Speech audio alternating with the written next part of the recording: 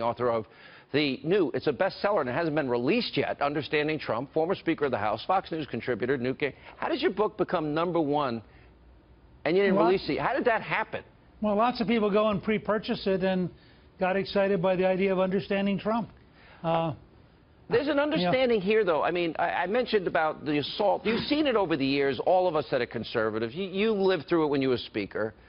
But this effort to silence conservatives, this effort to destroy anybody, all the collateral damage they can get around the president. What do you make of it all? Look, this is a frenzied, almost a death behavior by the left because they're in such trouble, and Trump potentially represents the end of their world.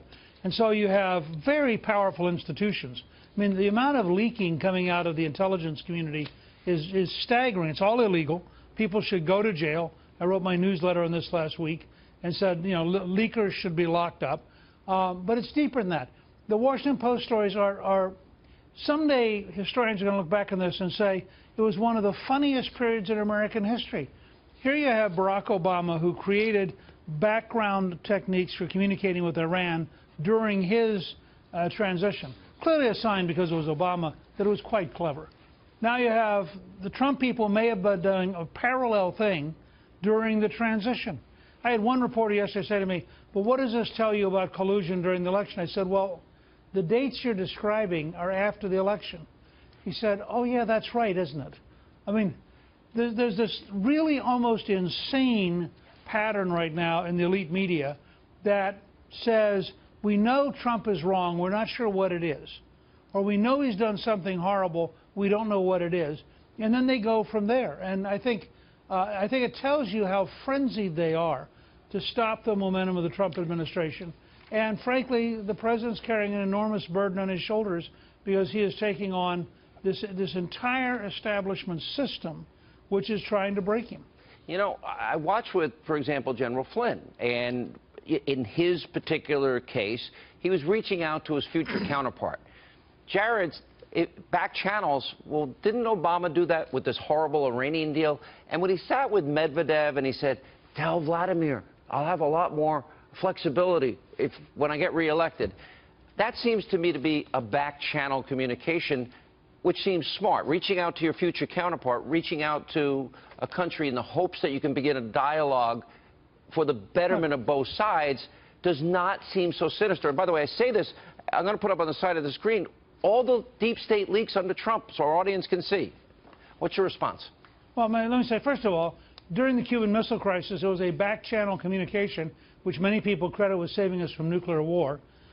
When Richard Nixon wanted to open up ties to communist China, there was a back-channel process that started that process. When Eisenhower wanted to end the Korean War, there was a back-channel through India that was their key communication method. This notion that suddenly this is a terrible thing, it verges on being insane. But this whole story, and I worry, I don't actually worry about the substance. I worry about the investigative process and the degree to which sooner or later, somewhere, somebody will engage in a mistake, and that mistake will now become the problem, not the original act, not the original accusation. And people have to be very careful in dealing with the criminal justice system, especially when you remember a simple fact, Sean.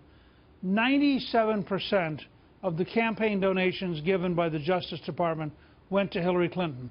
Why are all these holdovers still there? Why aren't they gone? Look, we're talking about deep into the bureaucracy when you talk about the total number of donors, but it's also true that there are Obama appointees that are still all over the place, and the Trump administration ought to be doubling and tripling its effort to get rid of them. I mean, it is absurd that we are now we're about to enter June with people from the Obama era still in decision-making positions throughout the government. And by the way, it was also the deliberate design of Schumer and the Senate Democrats to slow down every nominee, because that slows down all the people below them.